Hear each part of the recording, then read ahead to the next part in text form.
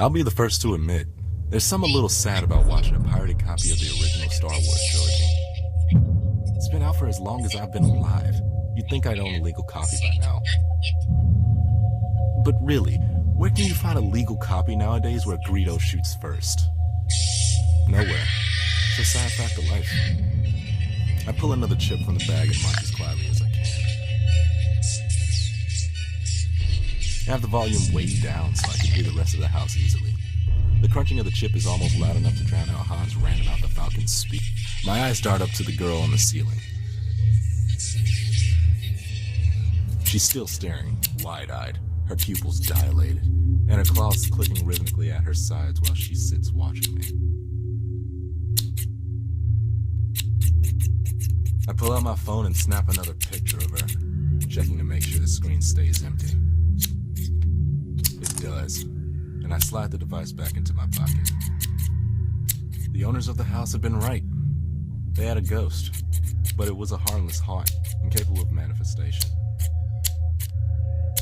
The creepiest thing she had done was stand at the end of the hallway and watch me watch TV with their amazing sound system. She clicks at me and I hush her, as though it wasn't already hard enough to hear. She doesn't respond, and I regret not downloading a version with subtitles. I've been here for almost a week. So far, only Little Miss Claus has shown up, and it hadn't been hard to identify her. She's the ghost of a girl who had suffered from an acute case of depression and took her own life. Apparently, she did the deed with a pair of scissors, which explains the increasingly annoying clicking scissor claws. Her family had sold the house after the loss of their only daughter. It eventually ended up in the hands of the current owners, the ones who had hired me. Their descriptions of the haunt had pretty much been a dead ringer of the girl. They had, of course, complained of cold spots and objects disappearing and reappearing elsewhere, but odds were high that they were misplacing their own stuff and giving themselves the chills. Same way any scary movie can. For the chills, I mean. Good old-fashioned forgetfulness explains the moving stuff. The girl keeps at her clicking. Her bloodied claws are writhing as she stares, sitting on the ceiling as though she had chosen to break a few laws, starting with gravity. Answer me a question, ghost girl. Why does everyone who's dead seem to have black hair? I mean, really? Do gingers actually lack a soul or something? Before she has a chance to answer my question, a knock comes from the door. I swear to... Someone called the cops on me again. I'm gonna give them a goddamn reason to. I'm not an effing squatter. I was hired to be here. I free myself from the ensnarement of the amazing plush furniture and trudge to the door, muttering nonsense the whole way. Throwing it open, I find someone new. You're still here. Yes, I am. I'm still working. Well, not right now, actually. I'm taking a break while some things are settling. And, you are? You know, most of the other neighbors think you're a squatter. I grimace. Yeah, I know. I've had to talk to the police twice already. What are you even working on? I thought that they were done with renovations months ago. Yeah, like I'd do something as psycho as that. The owners reported some odd noises. Creaking, groaning, rattling. The kind of noises you don't want to be hearing in a newly renovated home. The thing is, their contractors haven't been able to identify the source or even replicate the issue when on site. I do construction. I'm in between jobs right now, so they're hiring me to stay here until the issue occurs and use my expertise to identify and resolve the problem. That sounded pretty believable, not to mention oddly close to the truth. It'd been enough for the police both times before, after all. Well, that and a Skype chat with the actual owners. That makes sense. So, what, you're sleeping on the floor waiting for the noises they were reporting? I don't have to sleep on the floor, considering it's fully furnished. You don't think it could be the ghost that's rumored to haunt this place? I force a snicker, and she immediately flushes. Yeah, I'm not the superstitious type. Everyone knows ghosts aren't real.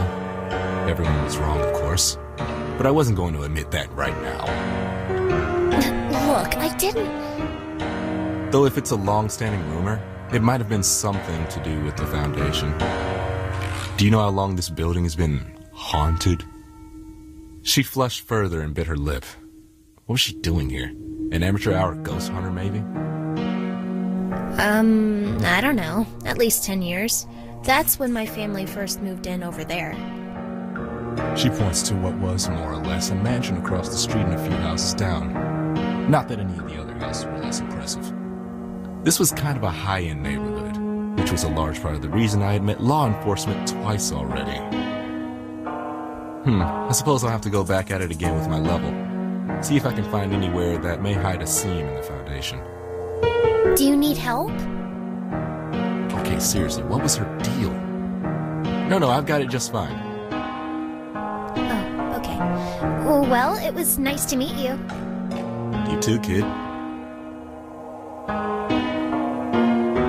She stands there watching with the eyes of a puppy as I close the door on her. I look back to the clicking ghost on the ceiling and realize that I got more heebie-jeebies from talking to that girl than I did watching movies with a ghost hanging above my head. I nearly jump out of my skin as my phone goes off. The ringtone clearly indicates it's to my work number. Looks like I have another job after this one, Snippy. She clicks the same as she had before, unresponsive to my attempts to converse with her. Which is a good thing. It means she's a passive hunt. No need to gank her. She'll fade naturally. I answer my phone and wait for the words. There's a moment of silence. Is this the boy in the Dylan's house? I recognize the voice immediately. I hang up. Her knock falls not a moment after. I heard your phone ring. You answered at exactly the same time. Maybe she had gotten my number somewhere, caller ID or something in the house. Maybe she didn't realize the significance.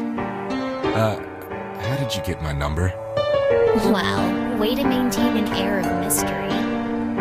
Huh? Aren't you supposed to have some line like la Fatagan or something? No, the caller is supposed to say that. Fuck. Did I just say that? Oh.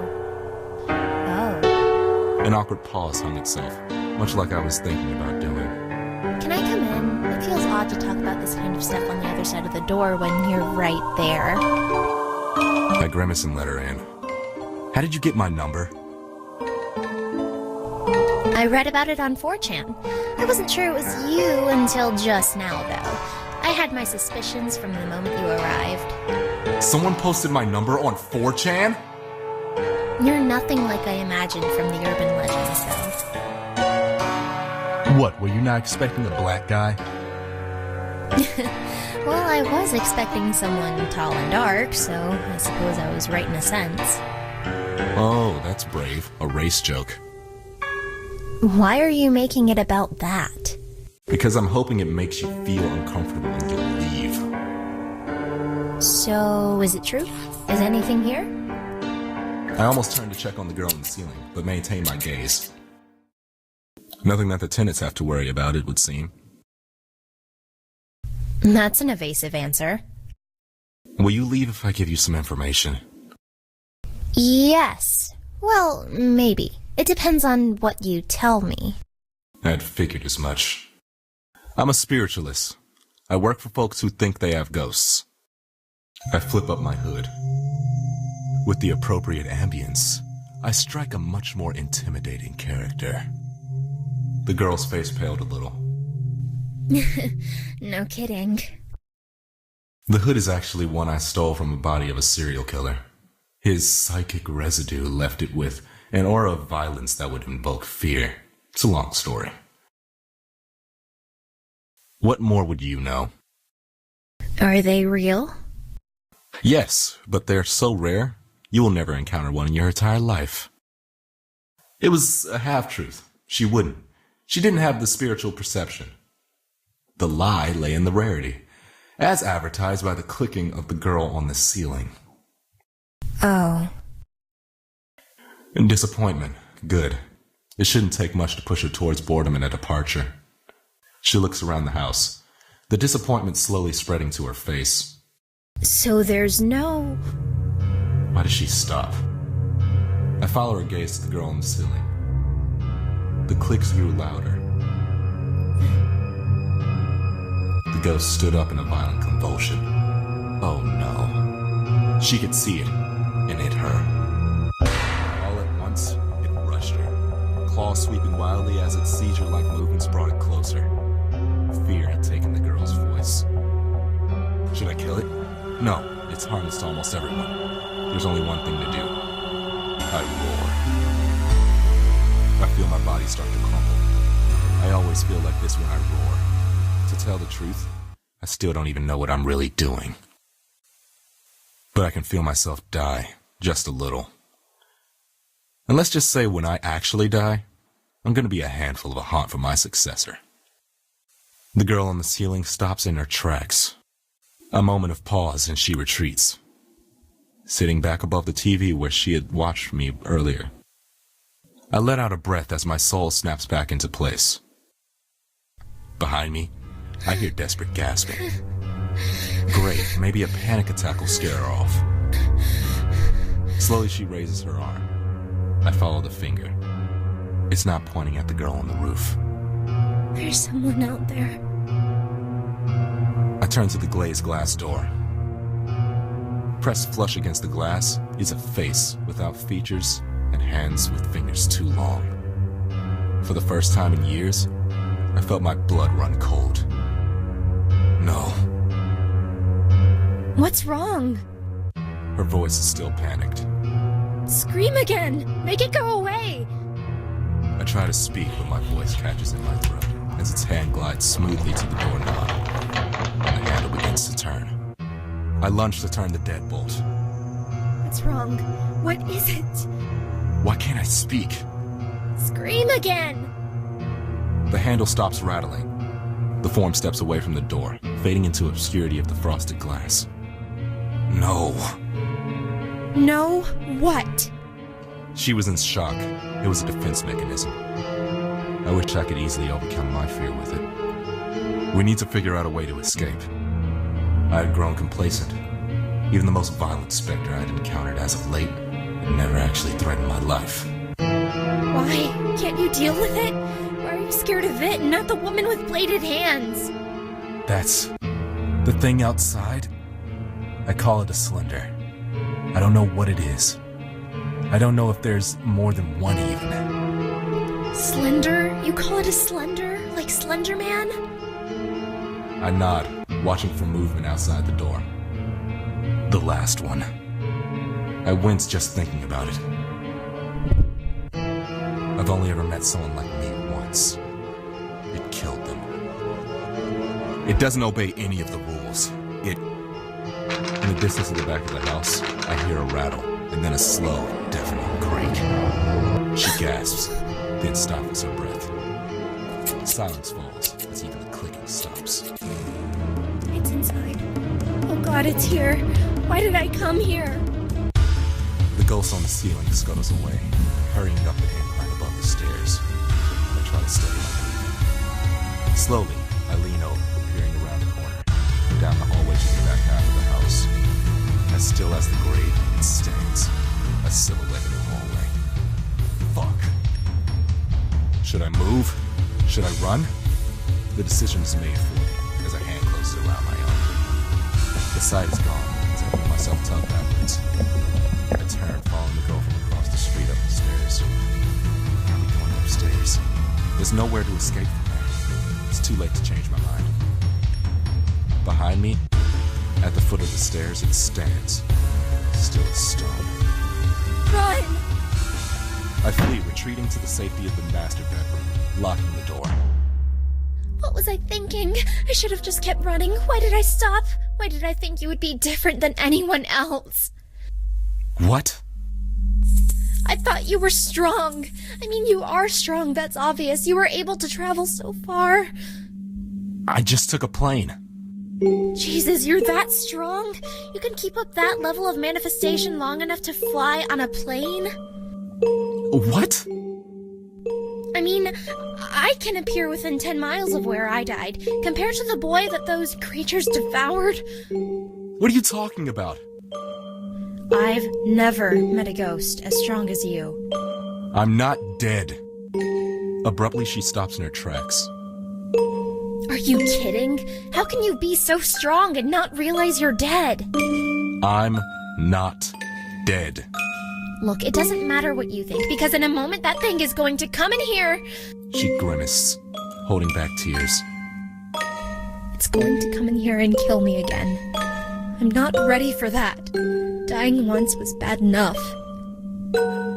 For a moment, the veneer fades and I see her, bloodied and bruised. She looked like she had been hit by a truck.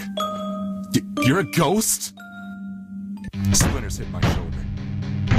I wheel around, finding my blade in motion as fluid as only practice can provide. The creature fills the doorway like a tombstone, and then it moves. Like oil sliding across a hot pan, the creature sidesteps me, ignoring me as if I were nothing more than a piece of furniture. It approaches the girl, and I hear her scream. I scream, reality becomes a blur, and I bring around my blade. It shatters harmlessly against the white flesh, as though it were glass dashed against a rock. I watch in confusion and horror as a seam tears open across its face. Then, I watch it tear apart, unhinging its jaw. It lunges forward, and in a single moment, she is gone. Her scream cut short in a violent swallow. No! No. Not again! I won't let you! The creature turns slowly, looking around as though confused. I step toward it, and each of my footsteps seems to burn the ground. The creature steps back, still silent as the grave. I'm lost in what I'm doing. I reach out and simply touch the creature. Waves of light and color wash over the creature, pulse by pulse. The creature's color slowly shifts to match the world around it.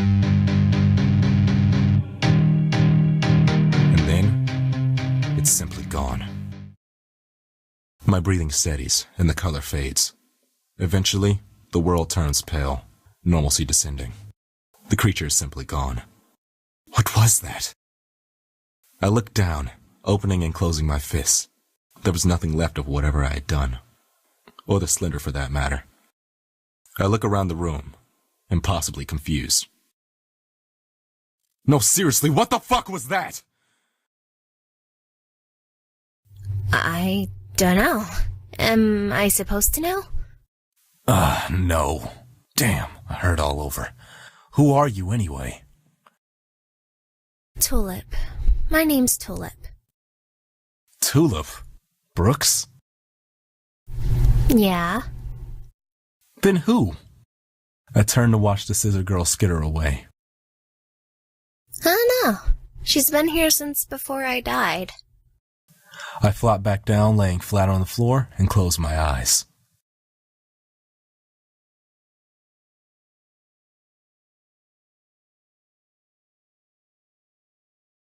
My parents' old house is just as I left it. I wonder exactly how much upkeep Marcus has actually been doing. Judging from the lawn, he's at least mowed it in the 4 years since I've seen him. Fuck, 4 years. Had it really been that long since I had returned home? Wow, you have a really nice place. Yeah. Wait, what? Your place. It's nice. How are you here? Spirits are tied to places they have strong emotional attachments to. That and people? Oh no, don't tell me you're haunting me now. She doesn't reply, only blushing. Great, now I've got Sabrina the teenage ghost following me around. I'm 26. You died when you were 16, so you look 16 to me. Silence falls between us. Look, just stay out here until I've had a chance to talk with Marcus. I approached the doorway with more than a fair degree of hesitation. What was I expecting? Her words echo in my head. How can you be so strong and not realize you're dead? It wouldn't be the first time I had encountered a ghost who didn't know they were dead. They would block it out. Their death, their funeral. They would then avoid anything that would remind them of their death. Like their home. My eyes settle on the front door as it opens, and a larger man steps out. His shaggy, dirty blonde hair is cut the same length as when I last saw him, but his jaw is framed by a neatly trimmed beard. He's carrying a blue garbage bag. He only takes 2 steps from the door before he meets my eyes. Tyrone? Tyrone? Tyrone? Tyrone? It had been a long time since I had heard that name. It sounded almost alien. Hey, Marcus. Holy shit, you're alive! I mean, I kind of assumed you were. I hadn't been kicked out of your place by your next of kin yet. Man, it's so good to see you. I thought you were dead. Why'd you think that? Maybe because you've been gone for 4 fucking years? What the fuck have you been doing? Work, mostly. I hope you're getting paid buku bucks if you're ignoring your friend for 4 years. My thoughts trail to my less than impressive bank account. Not really. What, did you join the military? Chicks dig boys in uniform. Is that how you picked up the chick? What chick? The chick that's been staying in your room for the last month? Showed up out of nowhere and just kind of waltzed in. She had a key or something. Not very talkative. I don't bother to answer the question. I step past him, his face contorting to worry and confusion. I step inside and feel it immediately, the presence of a haunt. I walk towards my room. The door's open, and she's sitting. Just reading. I don't recognize her, but she's clearly dead. The hair bleeding up the walls and tangling up towards the cow skull are dead giveaways. Man, I'm sorry. Is she just some homeless chick that picked a lock or something? She seemed like she owned the place, so I assume you knew her. She said she was waiting for you, too. Well, apparently, she had a normal-looking outward manifestation. I know for a fact she didn't die here. And she's been here for a month. She must be incredibly powerful. Okay, man, your silence makes me think you might know her. But there's something awkward about your relationship you're not telling me, so I think I'll let you two talk. But if you fucking leave without talking to me about whatever the fuck you've been up to since you left, I swear I'm gonna kill you. Marcus walks away, closing the door behind him. It's kind of unfortunate. I don't have a moment to enjoy the fact that his threatening of my life confirmed that neighbor girl had been wrong. I was still alive. Unlike this girl. Who are you? Look, I know it's not the best question, but really, I'm a mess. I had been almost completely convinced that I was undead until a couple of seconds ago. Tyrone, I had been expecting something more noteworthy for something like you. Something? I was expecting Damien, perhaps. You should really consider answering one of my questions soon. What? How can someone so powerful not know they are dead? I can feel the hairs on the back of my neck and my forearms rise. No, I was alive. The simple answer to that is that you're not dead. An anomaly, but not dead. Like, what are you? Unlike you, I am dead. I am dead, and I am happy to continue being so. I like being here. I don't want to leave. Hey, this is my house. Not your house. I mean, the material world. You see, I'm too strong to so easily fade, and I've been here a long time. Then I'm more than strong enough to attract the attention of the gnolls. Yes, like the one you killed, or whatever you managed to do to it. Do you even know, by the way? Are... Yes, I can read thoughts. Sorry, I'll stop. I glare. My name is Ripley. I am a ghost. She grins. And I would like very much to stay that way.